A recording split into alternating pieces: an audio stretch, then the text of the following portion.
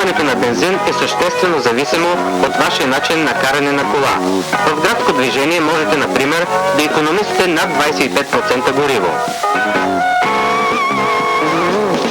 За икономия ще става дума и в нашия филм. По-точно казано, искаме да ви направим предложение и дадем съвети как можете с по-малко бензин да се придвижите умело, без да се намали удоволствието на шофирането. Но как може пестеливо, т.е. икономично да се кара кола?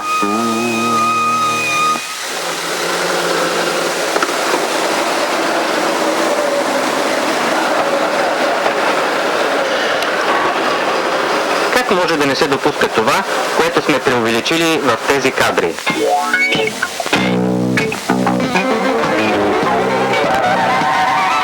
И какво мисли нашата бензинова амазонка?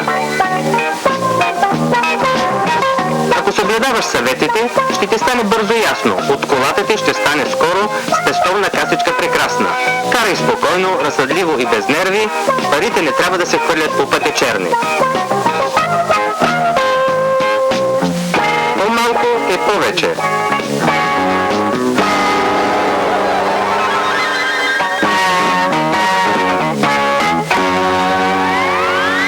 Започвате да карате икономично, след като не оставяте мотора да загрява. 1 минута загряване на мотора с изтеглен смокач ви струва бензин за 3 пропътувани километра. С пуснато жалузи постигате по-бързо необходимата температура.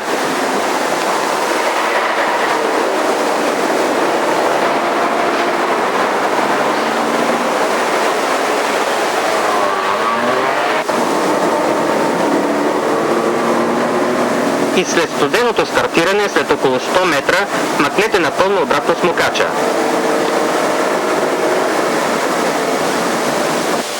Лоши пътища или къси разстояния при градско каране, външно погледнато са извънредно различни, но общото е многократно засилване, превключване и спиране. Причини за увеличено изразходване на гориво, което може да се ограничи.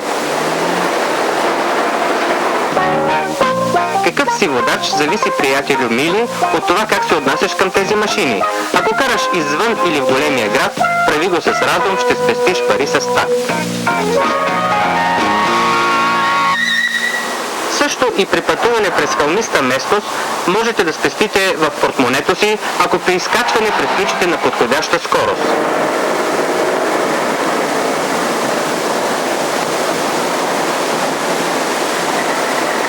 Инсталираният в тази кола свободен ход се оказва, например при спускане от височина и пред кръстовки, един спестовник на бензин. Моторът се движи само на празен ход.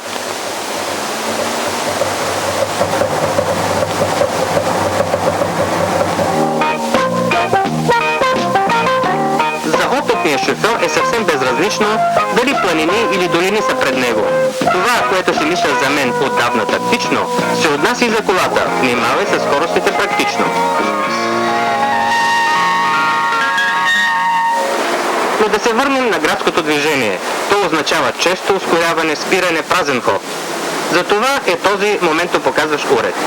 Даже и при кратки спирания, по-икономично е отново запалване.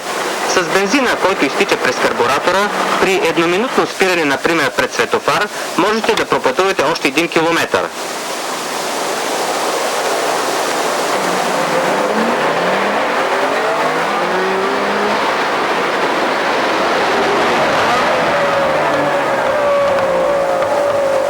Впрочем, шофьорът от съседната кола е не само нервен, но той е и разхитител на бензин, не само при спиране, но и при кавалерското стартиране, което се оказва безсмислено още при достигане на следващия червен светофар.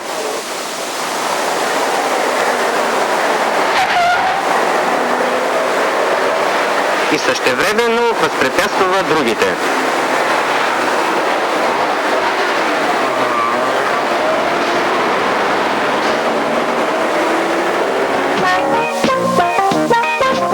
При автомобила е както при момичето. Най-важно е запалването от всичкото. Щом изопачавате старта като кавалери, се наслаждавате, но си плащате унили.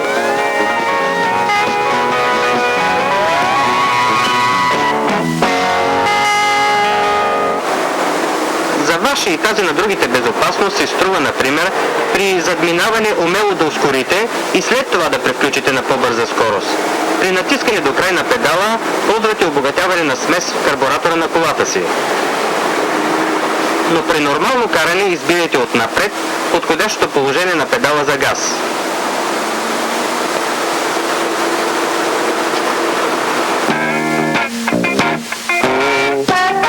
Понякога може, ако трябва да дадеш газ, например ако задминаваш, но даже и да си в дяволската власт, не трябва винаги да го правиш.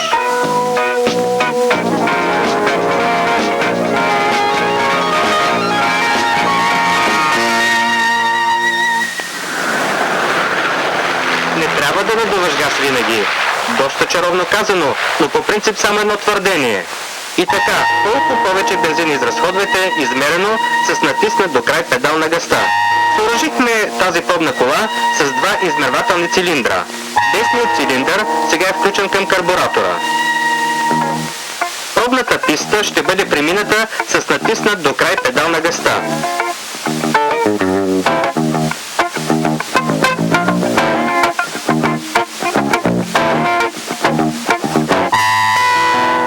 При новото стартиране се свързва лявата тръбичка с карбуратора. Начин на каране. Наполовина натиснат педал, внимателно потегляне, ускоряване с чувство, равномерно каране.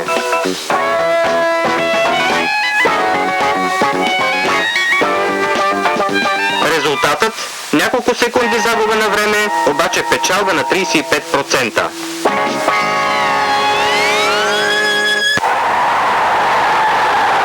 Казва се, че сравненията понякога накуцват. Но разрешете ми леко провокационния въпрос. Може ли да си представите, например, че един състезател на овчарски скок ще провали добре тренираните си сили чрез такъв баласт?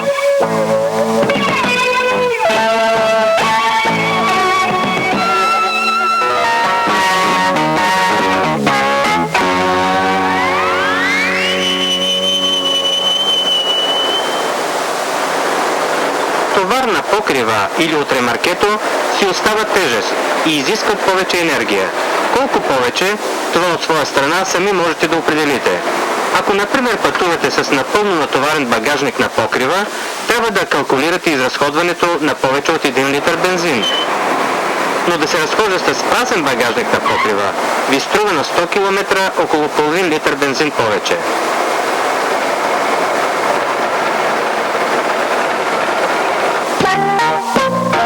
Ако караш с багаж на покрива или с ремарке, твоят бензин ще издържи кой знае докъде. Ако спестиш обаче няколко капки в резервоара, то ти си карал не само с ремарке, но и без забрава. Да, необходимо е глава, когато се тегли ремарке отзад. Опитните от вас ще потвърдят, че особено с ремарке трябва да се следи непрекъснато за натоварването на мотора, чрез правилно превключване в съответната скорост. Само тогава, даже и с допълнителна ветроотклонителна козирка над покрива, може да ограничите допълнителния разход на бензин от 1 до 5 литра на 100 км. Тези предмети в багажника на колата не са скромен багаж за отпуск, а допълнителни съоръжения, които се разхождат непрекъснато от този водач.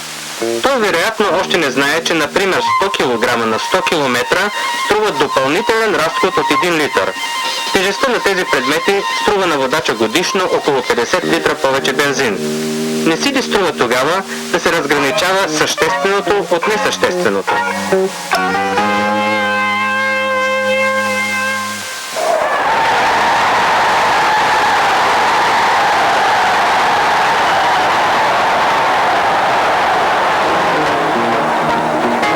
Тези съпоставки намират сигурно отклик и у вас.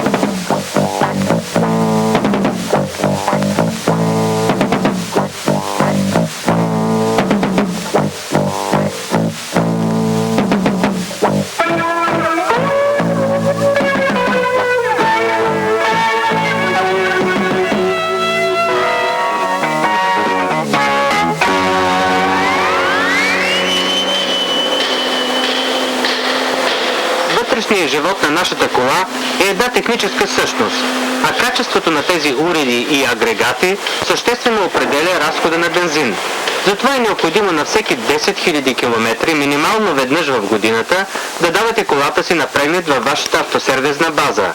Точното регулиране на карбуратора и на запалителната уредба допринася значително за пестелив разход на бензин.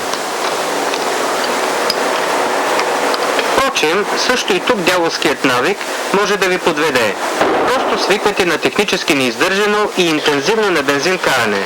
Това състояние ви струва годишно до 100 литра бензин допълнително.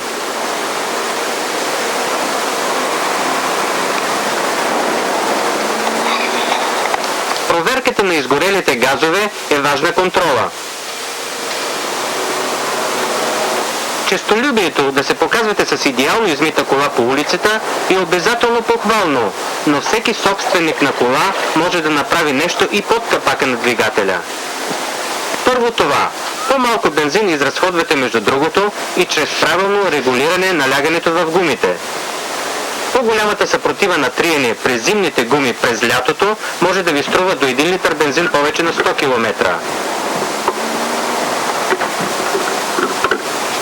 Отвъртайте свещите на всеки 5000 км и проверявайте за искрова междина на електродите от 0,6 мм. Свещите се износват, те трябва да се подменят на 12 до 15 000 км.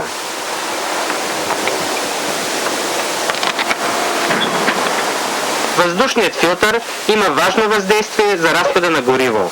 Струва си да се преглежда на всеки 5000 км.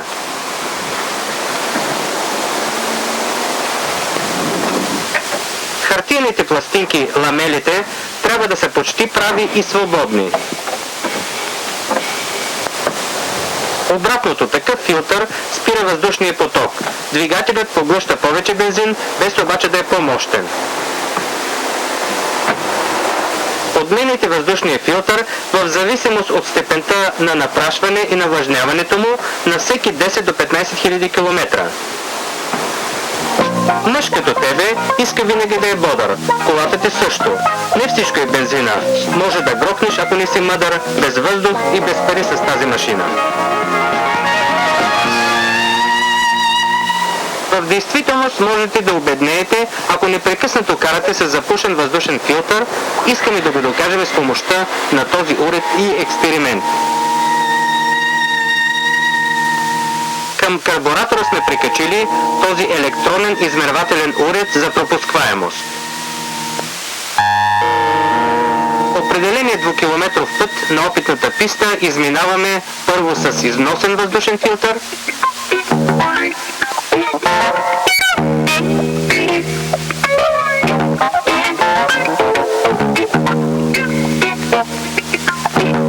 разходът достига 156 кубически сантиметра. Заменяме запушения с един нов въздушен филтър.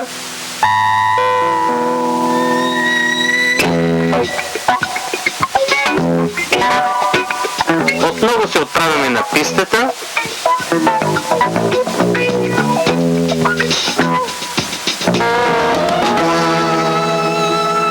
Явно разходът е съществено по-малък и показва при първия опит с дефектен въздушен филтър 156 кубически сантиметра, а при втория опит с изряден въздушен филтър 138 кубически сантиметра. Пресметнато на 100 км дава икономия от 1,2 литра.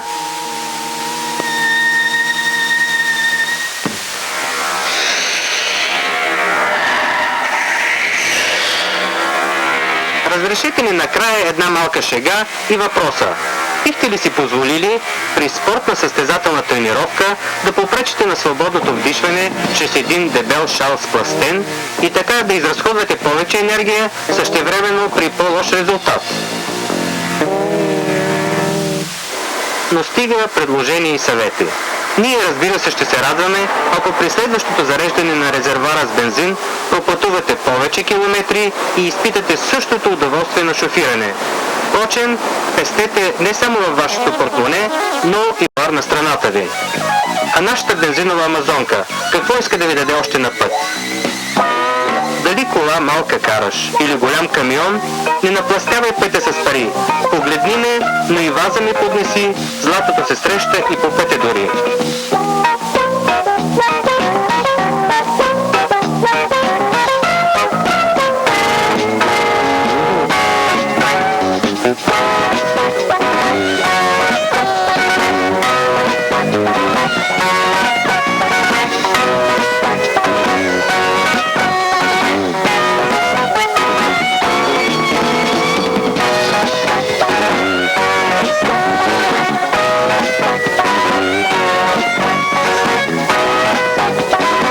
Износител, транспортни машини, експорт-импорт, Държавно външно търговско предприятие ГДР 1080 Берлин.